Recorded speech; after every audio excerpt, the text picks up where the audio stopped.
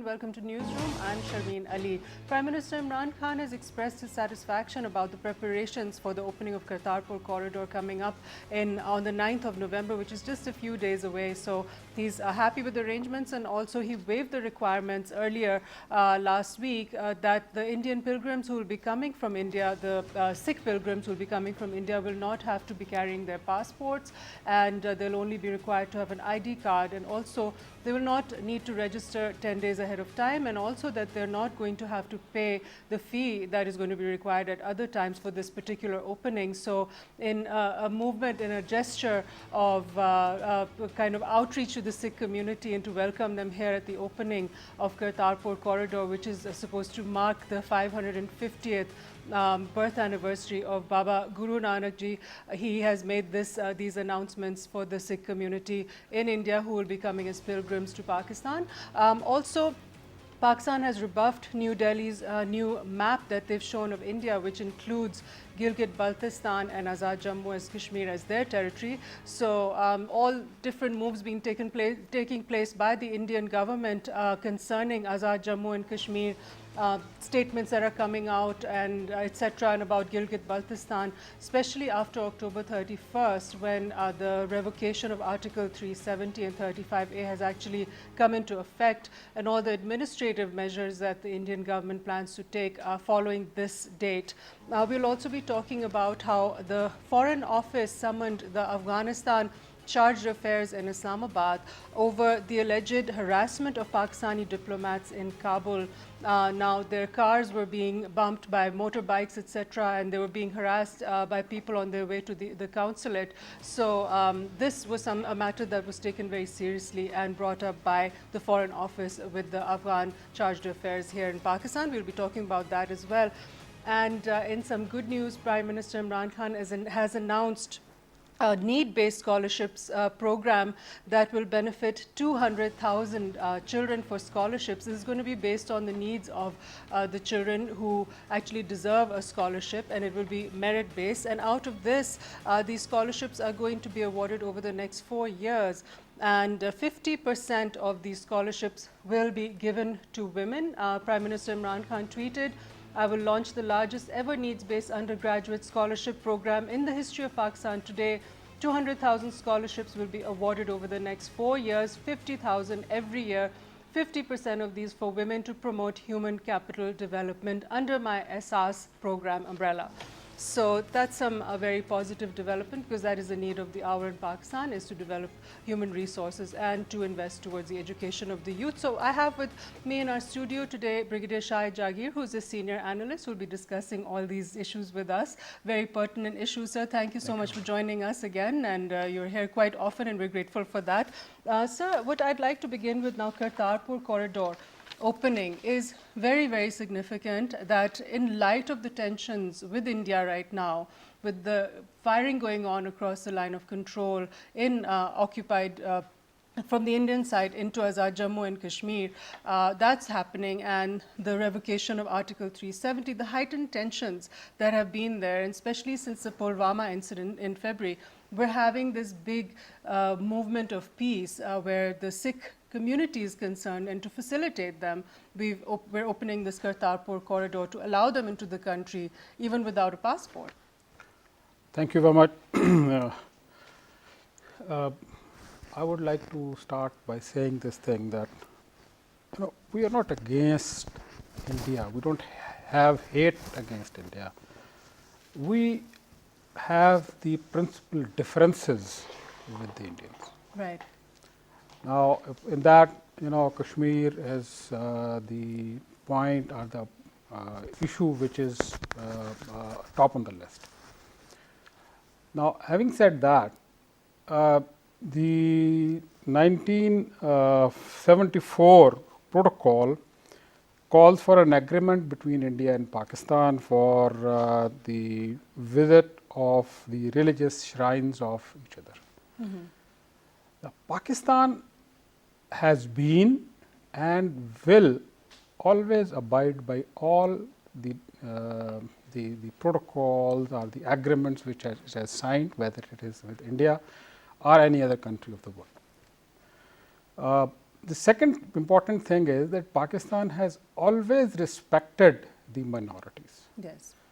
Now, religion is one thing which is a faith, and anyone can have any faith. As in Quran it is said that you can't force anyone to convert the religion. So, we respect, being an Islamic country, we respect all the religions that we have in our country.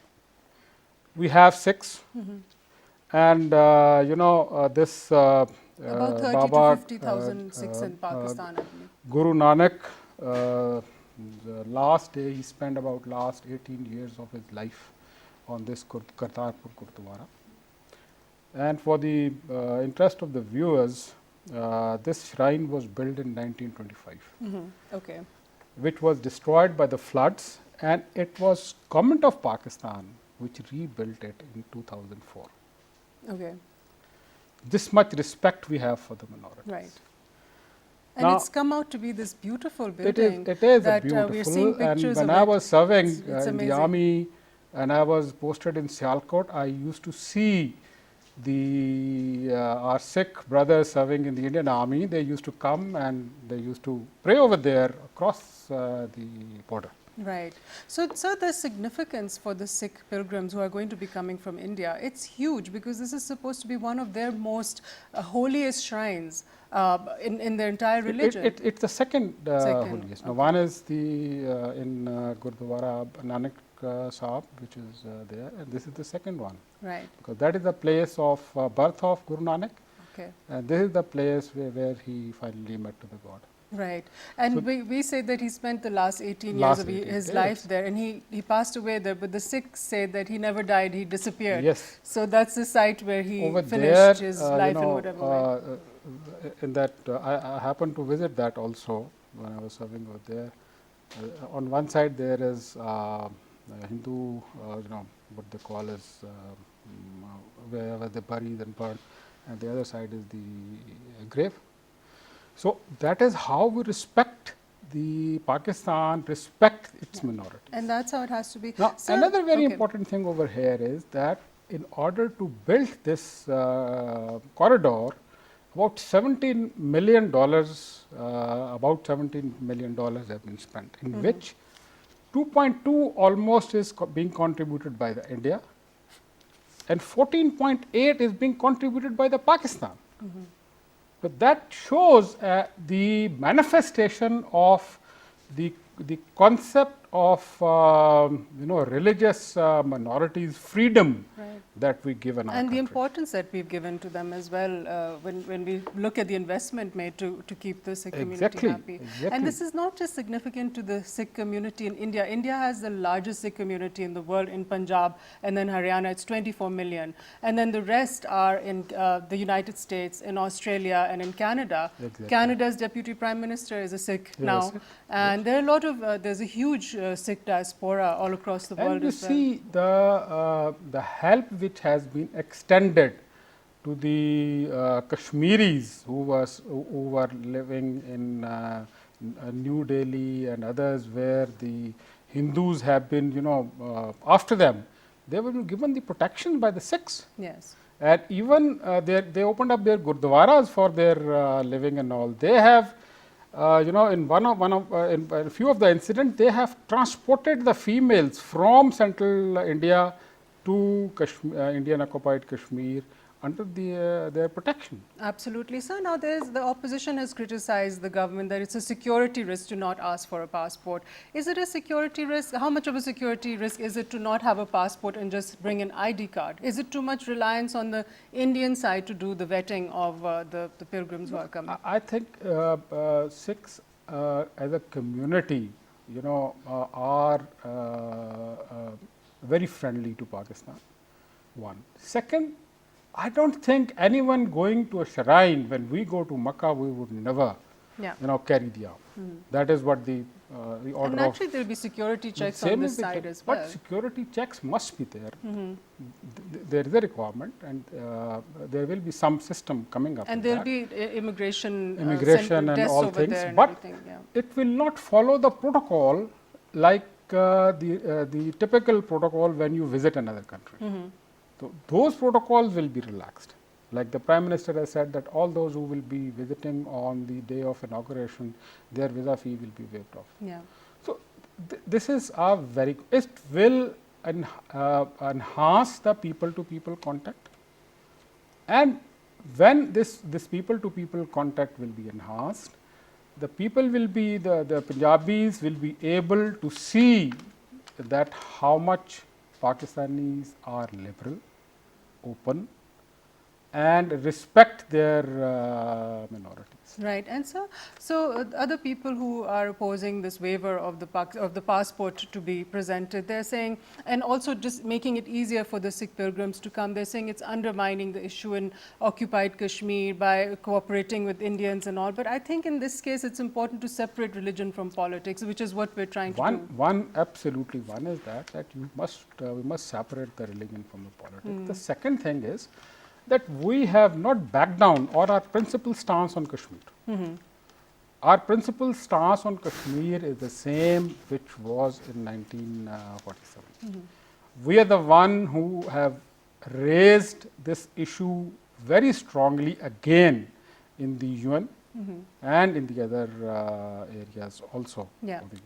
So, I don't, in my personal view, I don't think there is a possibility of carrying on with this impression that this corridor will undermine the Kashmir issue. Rather, it will show to the Punjabi Sikhs which will be coming here that come and join us in the trade, in the mutual trade. Right. So, sir, Prime Minister Imran Khan said that India was not opening the corridor willingly and with happiness. What is the reason for this? No, Indian government always see that everything from the prism of hate against Pakistan. Lately, yeah. No, they do not realize that how important these two places are for the Sikh brothers. It is just like they say that the Sikhs say that it is just like Makkah and Medina, which is for us, importance for us. The same is the case with the Kartarpur and Nankana Sahib for the Sikhs. Yeah. So why don't we give them the access to that place? No, it is inhuman that you don't give the access to that to them. You don't facilitate them. Indians want that this thing should not be facilitated, so that they could portray to their people, especially the Sikh community, that Pakistan is a radicalized state. Yeah, and they don't want to see the love and affection being, that is going to be given to the Sikh people when they come here, because actually that's what the ones who are being interviewed at the current time, who have come from other parts of the world for this occasion, they're saying how happy they are and how much love and affection they've had from the locals. There is a special festival which is going on in Faisalabad. A lot of Sikhs, participating in that. So that shows. That's what I say. The people-to-people contact, when it will come, the seeing is believing. So India should get out of the political mode in this regard and get over the politics of hate. So now there's one question on everybody's mind right now, that if progress can be made to cooperate between India and Pakistan concerning the Kartarpur corridor, and there were talks and it's being done and it's going to start in about a few days now, 5 more days, do you think there are going to be other areas for opening dialogue between Pakistan and India? Prime Minister Imran Khan, when he in his first address to the nation, which was meant to the nation and to the world also, he very categorically said that if India will come one step toward us, we will go 2 steps ahead. Yes. India has unfortunately always tried to pursue its Hindutva policy. In South Asia, the religion plays a very important role in India. Now, this is the first time that the in India there is such a government which is conservative and which is Hindu radicalized, I would say. A few days back I was going through a book of Kuldeep Nayyar, Indian famous writer, He has written a book on the leaders and icons from Gandhi to Modi. So, he has dedicated about 3-4 pages to the Modi, and he has said this thing that this comment RSS ideology is radicalizing India. It is bifurcating India on the religious grounds. Yes, sir. And now I want to just get into this topic about how New Delhi tried to now issue a new map, which contains Azad Jammu and Kashmir and Gilgit-Baltistan as part of their territory. And naturally, Pakistan has rebuffed this entirely. And the Foreign Office has said that these maps have no legal basis and they're in violation of UN Security Council resolution. So what are your comments on this, sir? Absolutely. This is very, I would say, ridiculous on the part of the Indians, that they are time and again trying to prove to the world the folly which they have committed. They are now trying to, one way or the other, they are always trying to prove it. Right. Now, this step is, the same in the same direction. The UN recognize this as a disputed territory. The P5+1 recognize this as a disputed territory. The G7 recognize is a disputed territory. Now, if India does not recognize, it will not make a difference. Right. Irrespective, how many, what type of drum they keep beating, but the world know that this is an occupation on the Indian occupied Kashmir, and it will, the relations between India and Pakistan in particular, and peace in South Asia will not prevail till the time this issue is resolved. And doing such moves that the Indian government has done does not undermine the struggle of the Kashmiri people and their right to self-determination. This is another thing that the Foreign Office has also said very firmly. We saw after October 31st, when the territory of Jammu and Kashmir was divided into Ladakh and Jammu and Kashmir, the protests in Kashmir, there were huge protests all over Kashmir in the last couple of days, which obviously you're just seeing little videos here and there. There must be much, much worse than what we're getting to see. No, this is which is, coming out of the blackout, the communication blackout which is there. Now, what would have been the inner state, nobody knows. Right.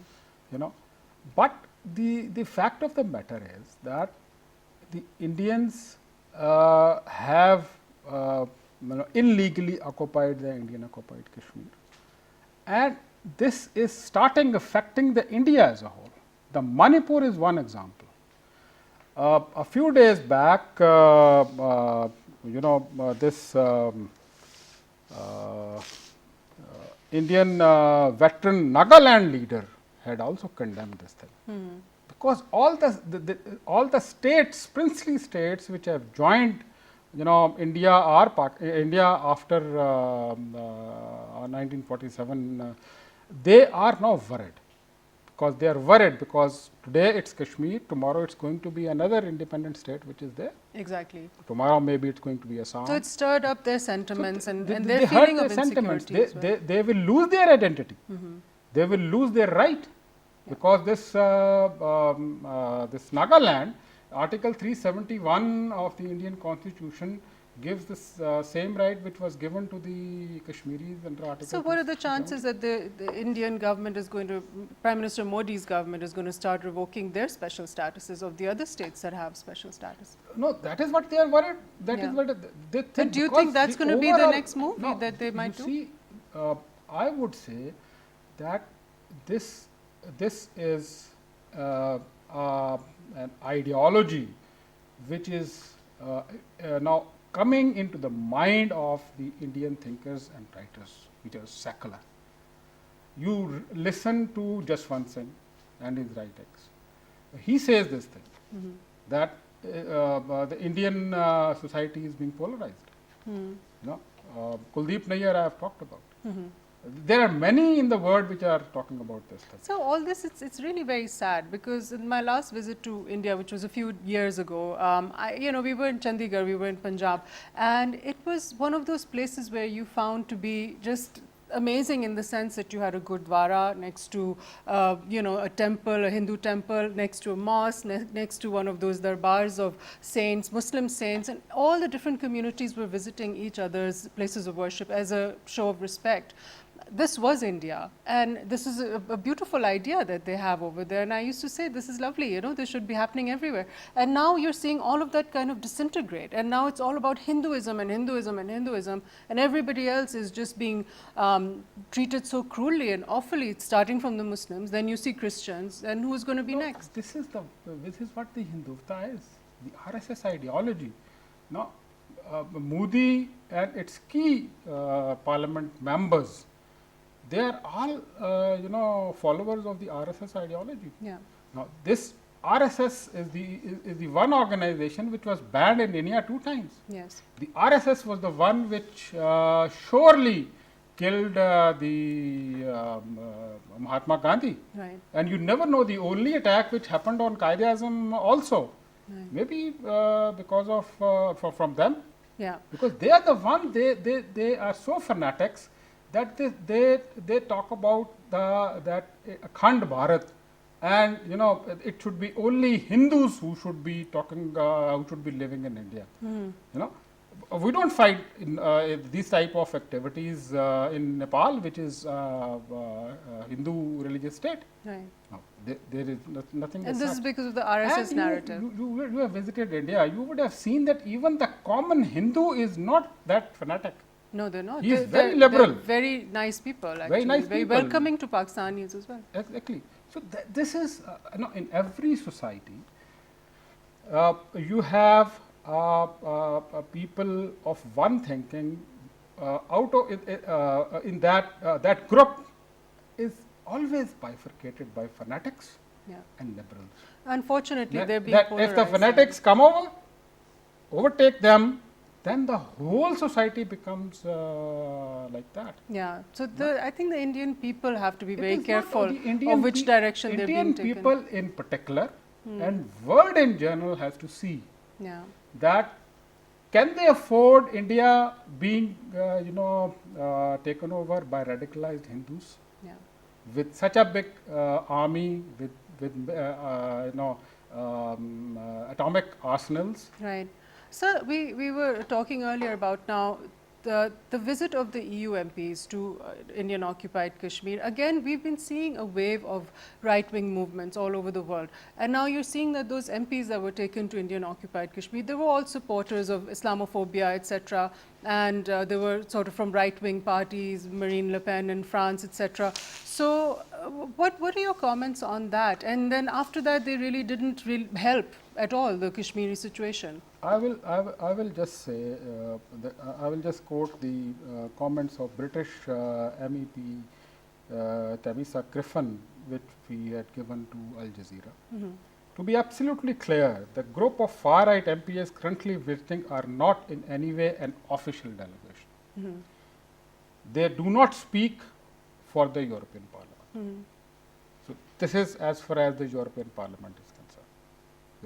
They do not speak on behalf of the European Parliament. One. The second thing is that, as you have said, that white racism and Hindutva ideology, they converge with each other.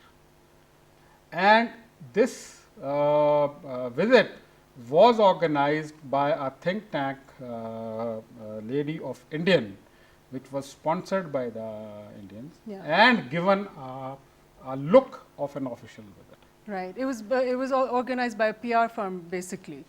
Yes, but India is always trying to concoct the thing to show to the world that everything is normal. Right. There is nothing is going wrong. Right. Despite of having a bloody nose after having shot down 2 aircrafts, one pilot captured, a cow killed in a terrorist raid in Pakistani Kashmir. They still say, and they keep on saying, Indian government and Indian media and Indian army chief, that it was a terrorist camp. Pakistan is sponsoring the terrorism, and it is radicalized. Right, exactly. So, sir, now due to the shortage of time today, due to what we were seeing earlier, the Prime Minister's speech, now we must move on to the next segment. We're going to talk a little bit about what's happening with Afghanistan because Pakistan and Afghanistan are having improved relationships in the past. They're trying to improve relations. Prime Minister Imran Khan has reached out to make that happen and to facilitate peace talks between the United States and the Taliban as well, and so sort of to bring about the intra-Afghan dialogue in Afghanistan so as to bring about some semblance of stability in the country. However, now the Foreign Office has had to summon the Afghanistan Chargé d'Affaires to their office over harassment of Pakistani consulate officials in Kabul. Now, these consulate officials are having their cars being obstructed on their way to the consulate or being hit by motorbikes on the way to the consulate. So, naturally, these are not things that are great, and in the light of the previous days, there were cross-border firing as well. So, sir, let me ask you this. What is happening? Why are they harassing our consulate officials in Kabul when so much is being done from Pakistan's side to bring about a good, cordial relation with Afghanistan? It has 2-3 reasons. One, whenever India is pressurized on Kashmir, its elements, RAW and others, they do something on the western side in connivance with NDS. To create greater misunderstanding between Pakistan and Afghanistan. Misunderstanding, one. Okay. Second, to wave off the pressure. Third, to convince to the world that we are not a peace-loving country. Having said that, now as per the Geneva Convention, all the diplomats which are serving in a country, it is the right of that country to protect their premises, their life and property. Mm-hmm. It is very unfortunate that Pakistani diplomats, have been harassed. They have been, stopped by people riding on the motorcycles and things of that sort. The foreign governments must realize this thing, that it's the time has changed. They have to start looking toward Pakistan as a friendly country, because ultimately it is Pakistan and Afghanistan which has to move forward. Okay. The geographies cannot be changed. Right. Okay. So we're out of time for today's program, and inshallah we'll have you again next time to discuss all these very important issues. Thank you for joining us today on Newsroom. That's all the time we have for today's program. We'll see you next time. That's bye-bye from now from me, Sharmeen Ali, and our team.